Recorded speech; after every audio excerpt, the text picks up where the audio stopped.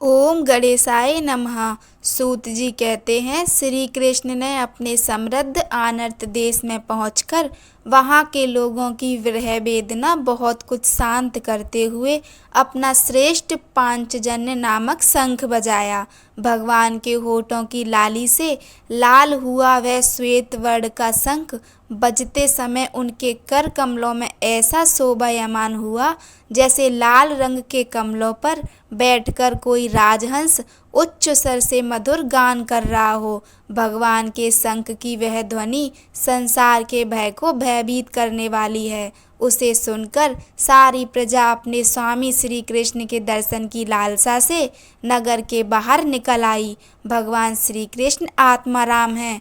वे अपने आत्मलाभ से ही सदा सर्वदा पूर्ण काम है। फिर भी जैसे लोग बड़े आदर से भगवान सूर्य को भी दीपदान करते हैं, वैसे ही अनेक प्रकार की भेंटों से प्रजा ने श्री कृष्ण का स्वागत किया।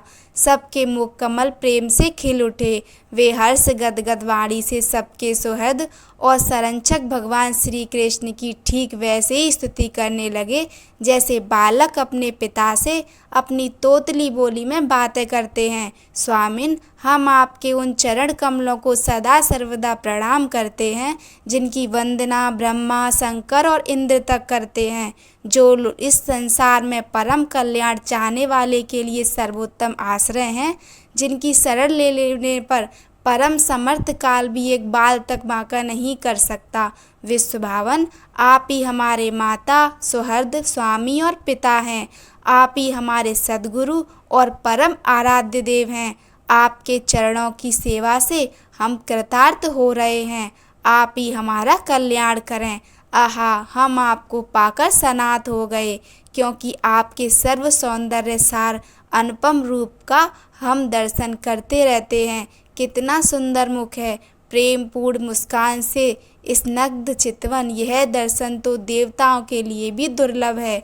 कमल नयन श्री कृष्ण, जब आप अपने बंधु बांधवों से मिलने के लिए हस्तिनापुर अथवा मथुरा ब्रजमंडल चले जाते हैं, तब आपके बिना हमारा एक एक क्षण कोटि कोटि वर्षों के समान लंबा हो जाता है। आपके बिना हमारी दशा वैसी हो जाती है जैसी सूर्य के बिना आँखों की। भक्तवत्सल भगवान श्री कृष्ण प्रजा के मुख से ऐसे वचन सुनते हुए और अपनी कृपामयी दृष्टि से उन पर अनुग्रह की वृष्टि करते हुए द्वारका में प्रविष्ट हुए।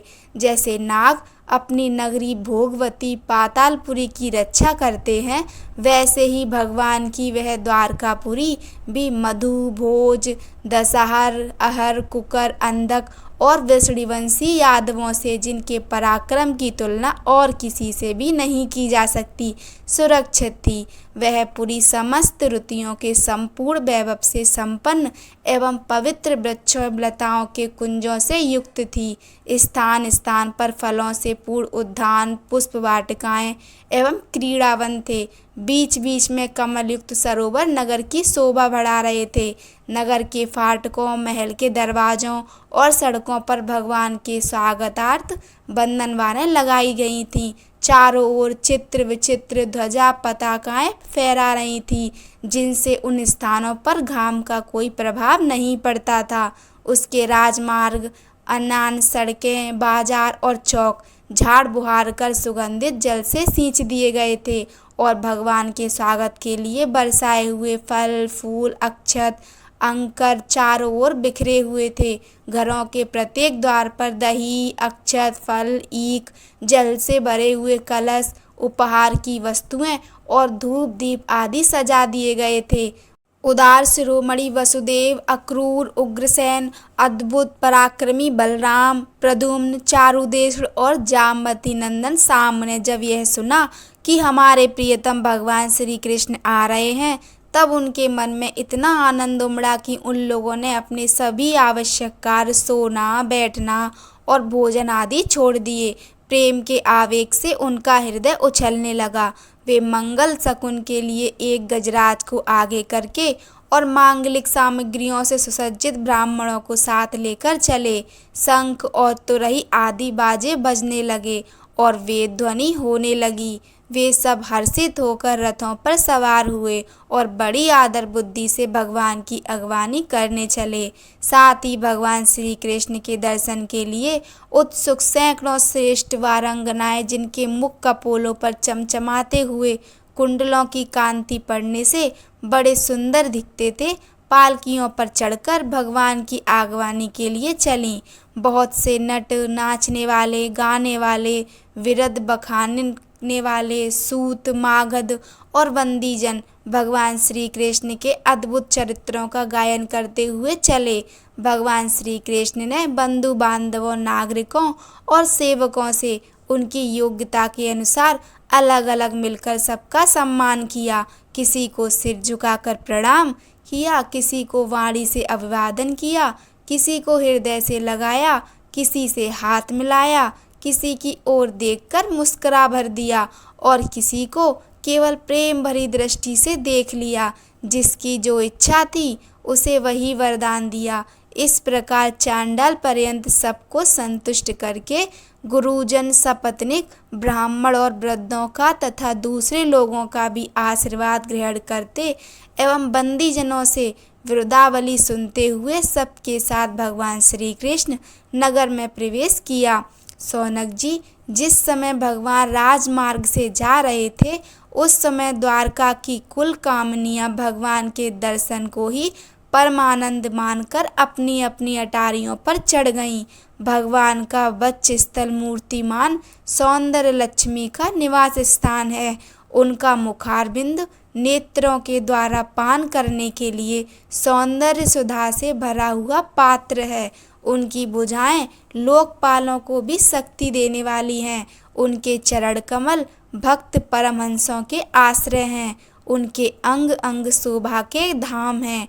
भगवान की इस छवि को द्वारकावासी नित्य निरंतर निहारते रहते हैं, फिर भी उनकी आंखें एक क्षण के लिए भी तृप्त नहीं होती। द्वारका के राजपथ पर भगवान श्री कृष्ण के ऊपर श्वेत वर्ण का छत्र तना हुआ था। श्वेत चमर डुलाए जा रहे थे। चारों ओर से पुष्पों की वर्षा हो रही थी।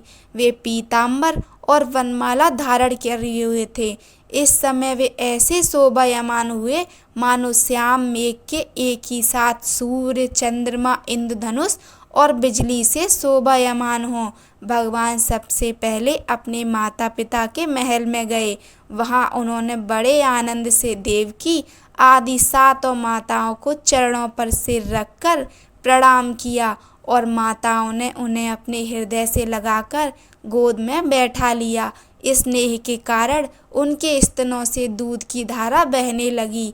उनका हृदय हर्ष से बेहाल हो गया और वे आनंद के आंसुओं से उनका अभिषेक करने लगीं। माताओं से आज्ञा लेकर वे अपने समस्त भोग सामग्रियों से संपन्न सर्वश्रेष्ठ भवन में गए। उसमें 16,000 पत्नियों के अलग अलग महल थे। अपने प्राणनाथ भगवान श्री कृष्ण को बहुत दिन बाहर रहने के बाद घर आया देखकर रानियों के हृदय में बड़ा आनंद हुआ। उन्हें अपने निकट देखकर वे एकाएक ध्यान छोड़कर उठ खड़ी हुईं।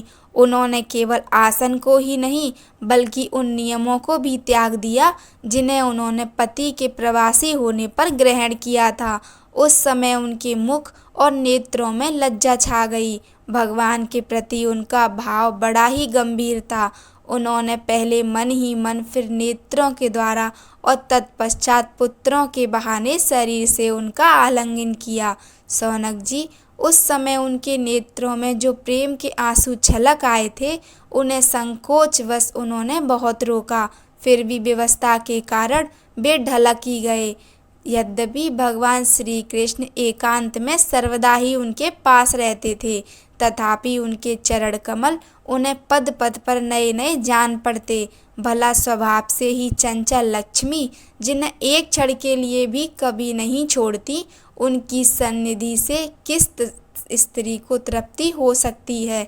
जैसे वायु बांसों के संघर्ष से दावानल पैदा करके उन्हें जला देता है, वैसे ही पृथ्वी के भारभूत और शक्तिशाली राजाओं में परस्पर फूट डालकर बिना शस्त्र ग्रहण किए ही भगवान श्री कृष्ण ने उन्हें कई अक्षौहिणी सेना सहित एक दूसरे से मरवा डाला और उसके बाद आप भी उपराम हो गए। साक्षात परमेश्वर ही अपनी इस मनुष्य लोक में अवतरीण हुए थे और सहस्त्रों रमणी रत्नों में रहकर उन्होंने साधारण मनुष्य की तरह क्रीड़ा की, जिनकी निर्मल और मधुर हंसी उनके हृदय के उन्मुक्त भावों को सूचित करने वाली थी, जिनकी लजीली चितवन की चोट से बेसुध होकर विश्व विजयी कामदेव ने भी अपने धनुष का परित्याग कर दिया था।